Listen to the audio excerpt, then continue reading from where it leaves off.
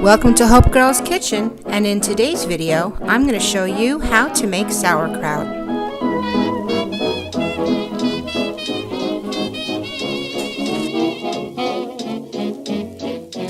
First, the ingredients that you'll need is a large head of cabbage, a couple of carrots, and a bunch of salt.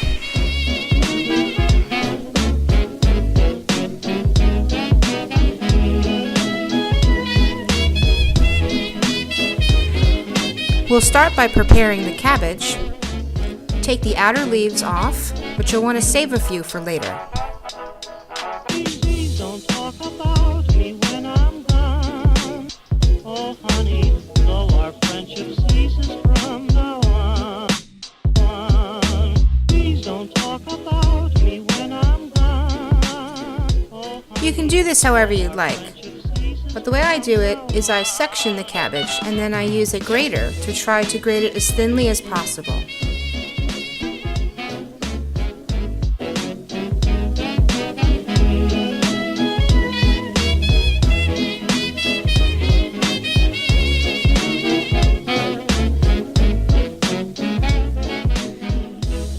If you haven't noticed by now, I'm a really messy cook, and usually stuff gets everywhere.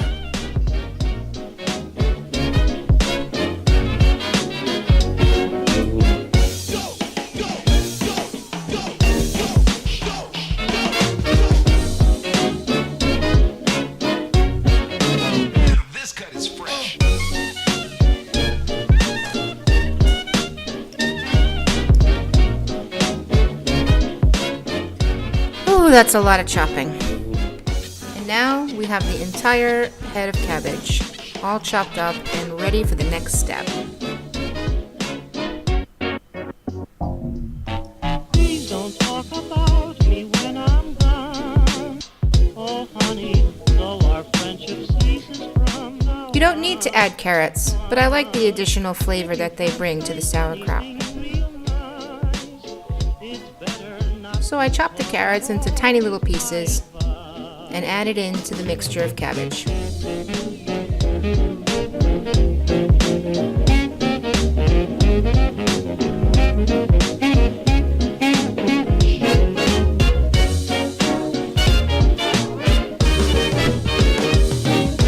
Now for this next step, I'm going to add the cabbage to a different pot just because I need some more room.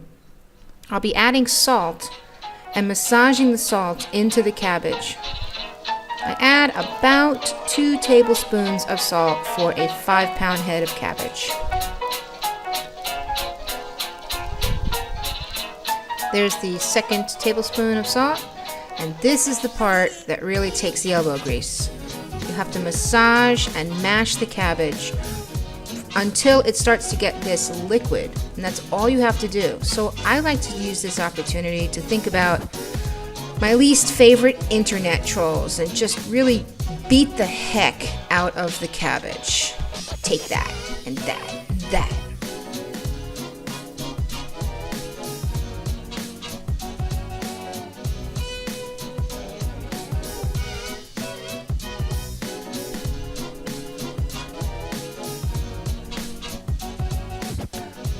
What's happening here is that the salt is breaking down the cell walls inside of the cabbage and allowing it to release the fluid inside. So you see all of this fluid that I'm squeezing out right here. It's all coming from inside of the cabbage. And this is how you make a natural brine. You don't have to add any water at all to the sauerkraut. Just keep squeezing until all the fluid comes out of the cabbage leaves. Now I'm putting it into a jar. Fill the jar almost all the way up to the top. You want to leave some space at the top. And push the cabbage as far down into the jar to really compact it. See all that natural brine?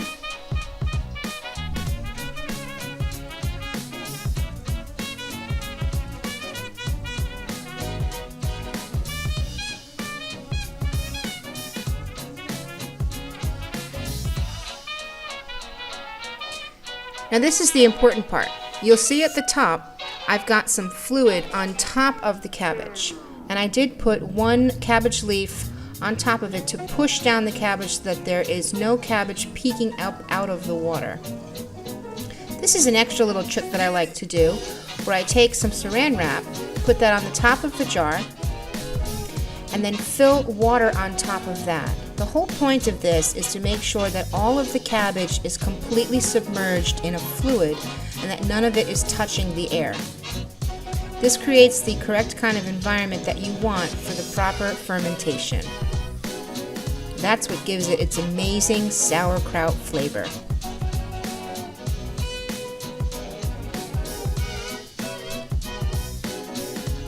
So with that all done, put the top onto the jar.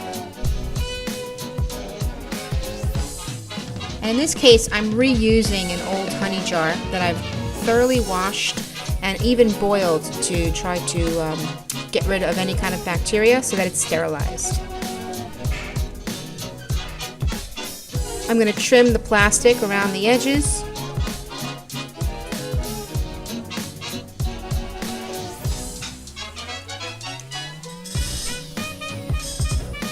And then rinse off the jar so that it's nice and clean.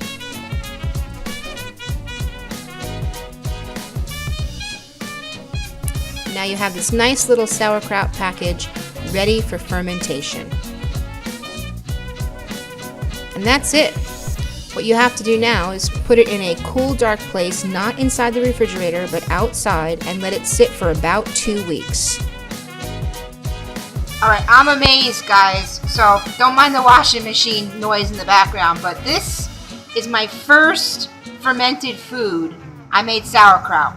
So I chopped up cabbage and carrots and salt and put them in this jar and covered it with water. The leaf on the top was to make sure everything was fully covered and submersed in water. And I just put it in a dark place with a lid on it for 2 weeks. And I can't even describe to you how amazing this tastes. I mean, look at this. Like, it was so simple to do, and it tastes so good.